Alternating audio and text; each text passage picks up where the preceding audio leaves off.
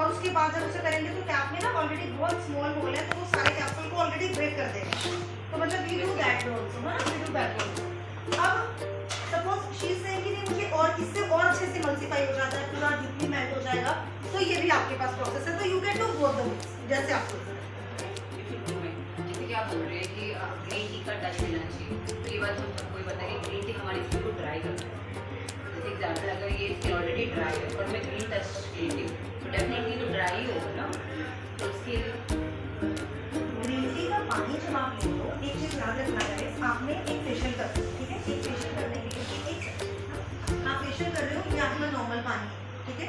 पानी के अंदर क्लोराइड होता है जो कभी भी स्किन को ड्राई नहीं होता, राइट, ये ध्यान रखना है। पानी के अंदर क्लोराइड होता है जो कभी भी स्किन को ड्राई नहीं कर देता। आपने एक इतने छोटे से कप में या बॉल के अंदर गर्म पानी लेना है, उसमें आपने ग्रीन टी को डिप करना है, राइट। उस ग्रीन टी को डिप करने का पर्पस सिर्फ इतना था कि क्लिनजिंग के टाइम पर अगर पानी की जरूरत पड़ेगी तो हम उसमें पानी में हाथ नहीं डालेंगे, हम यहाँ पे फिंगर टिप लेंगे और ब्लेंड कर देंगे। उस 2 ड्रॉप से कोई ड्राई और ऑयली पे कोई फर्क नहीं पड़ता है। वो हम लैमिस में भी करते आ रहे हैं पिछले 2-2.5 साल से, एमिनेंस में भी करते आ रहे हैं 5 साल से, राइट। तो उससे ग्रीन टी से कोई ऑयली ड्राई का फर्क नहीं पड़ेगा। आप एक चीज देखो, आप में से किसी की स्किन ऑयली होती है, किसी की ड्राई होती है, बट ग्रीन टी तो सारे पीते हैं।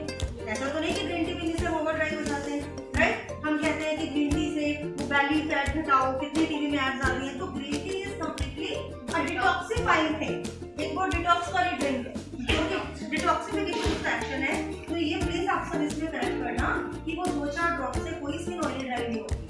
आपका प्रोडक्ट ये क्रीमी, आप ये देखो, ये प्रोडक्ट मिल्क बाथ है, ये इतना क्रीमी टेक्सचर है कि ग्रीन टी की 2-4-5 ड्रॉप से कोई फर्क ही नहीं पड़ेगा। द ओनली थिंग इज, कभी कभी आप नोटिस करोगे फेशियल करते करते ना आपके हाथों से पिक नहीं आता, कई बार क्लाइंट की स्किन से पिक निकल रही होती है। तो वही वाला जो ग्रीन टी वाला वाटर था, अब ये गर्म पानी ना होकर के ये भी हो सकता है कि उसी ग्रीन टी वाले वाटर में आपने आइस क्यूब भी डाल दिया। I am just trying to tell you कि जब जिसके हाथों से पिक निकलती है वो उन्हीं हाथों को डिप करके और स्किन के ऊपर जो मसाज कर रहा है ताकि वो हीट जो है वो सबसाइड हो। तो ये ग्रीन टी का वाटर ऐड करने का पर्पस सिर्फ और सिर्फ क्या है, डिटॉक्स, डलनेस को क्योर करना। और जितने भी ग्रीन टी के नाम से मास्क आते हैं ना, चाहे लैमिस में हो या कभी और भी किसी ब्रांड में हो, ग्रीन टी क्या है, एंटीऑक्सीडेंट है, डलनेस को क्योर करता है। ग्रीन टी साथ में हम ये ऐड करते हैं कि ऑयली स्किन के लिए भी, लेकिन सही मायने में ऑयली ड्राई नहीं होता।